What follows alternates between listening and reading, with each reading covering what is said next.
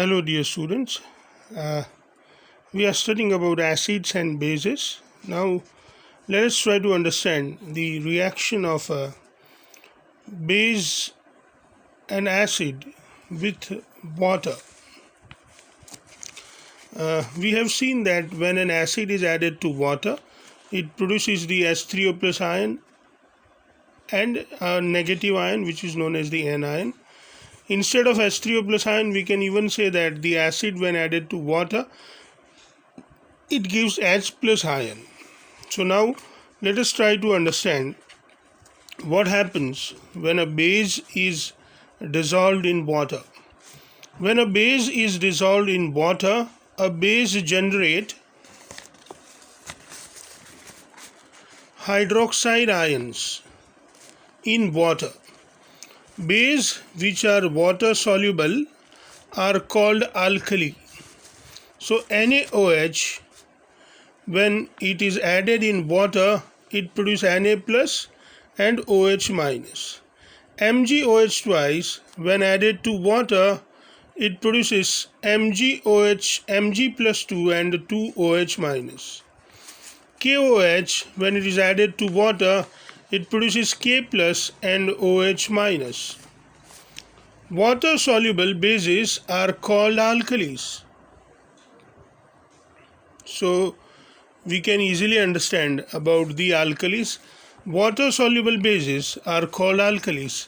The examples of various alkalis are sodium hydroxide, potassium hydroxide, calcium hydroxide, magnesium hydroxide and ammonium hydroxide.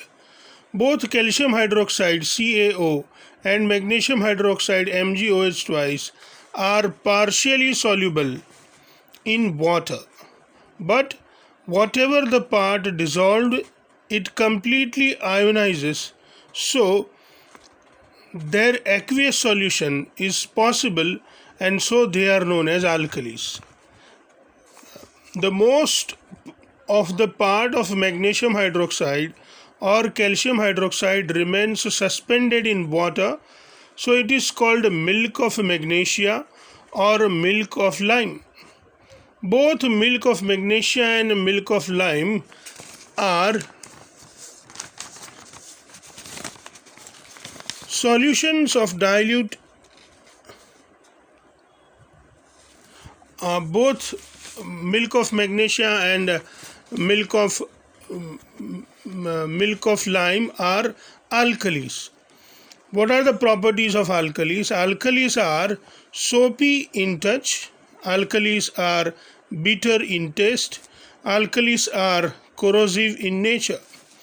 We should never taste or touch them as they may cause harm. Now let us study about neutralization. Acid H2HCl in water, it produces H plus and Cl minus. Base NaOH in water produces Na plus and OH minus. You can see, my dear students, this H plus and OH minus, when they combine, they produce water. So we can write from acid, this H plus comes, from base, this OH minus comes, and they form water. So HCl plus NaOH, they react and give Na plus, Cl minus, H plus and OH minus. Ultimately, HCl and NaOH, Na and Cl combine with each other to give us the NaCl, and H and OH combines and give us the water. So in general, if any acid is HX and if any base is MOH, then we get the salt MX and the water H2O. This is how we can understand the neutralization reaction that takes place into the water or in the aqueous solution. Now let us understand about dilution. Is the dilution of concentrated acid and base exothermic? So for that we are going to do one activity, perform an activity. In this activity, take two beakers, beaker A and beaker B. Add 50 ml of water to each. Now add 5 ml concentrated sulfuric acid to beaker A and 5 gram of sodium hydroxide to beaker B. Swirl the beaker. Slowly observe the base of the beaker by touching the base of beaker and see whether the beaker is hot or not. Let us look at the observations. Observations. The base of the beaker is hot. There is increase in temperature.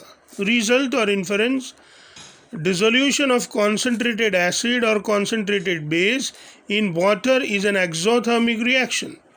Heat is released during the reaction, so temperature is increased. This is how we understand about the process of dilution, and we can understand, my dear students, that during dilution of concentrated acid or base, heat is released and the process is exothermic in nature. Now let us study dilution in detail. So what is dilution? Let us define dilution. Mixing an acid or a base with water results in decrease in the concentration per unit volume, decrease in the concentration of ions per unit volume. Which are these ions? H3O plus or OH minus ions per unit volume. Such process is called dilution. So when the acid or base is added to water, what happens? The concentration of ions per unit volume, the ions may be H3O plus or OH minus, decreases, and this particular process is known as dilution. Acid or base that undergo dilution are said to be diluted. What care should we take diluting concentrated acid or base? Mixing a concentrated acid or base with water